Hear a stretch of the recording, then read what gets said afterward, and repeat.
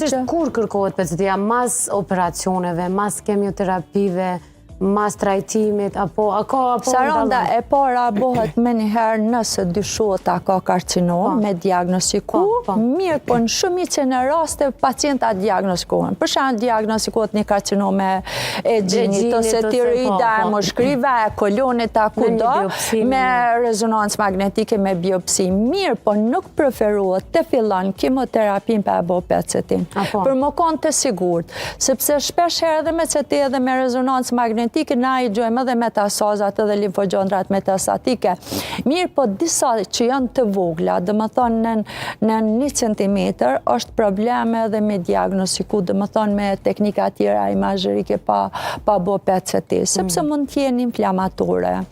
Edhe në PCT kemi sfida kur janë për shembull me smundje inflamatore, mirë po i kena parametrat matës,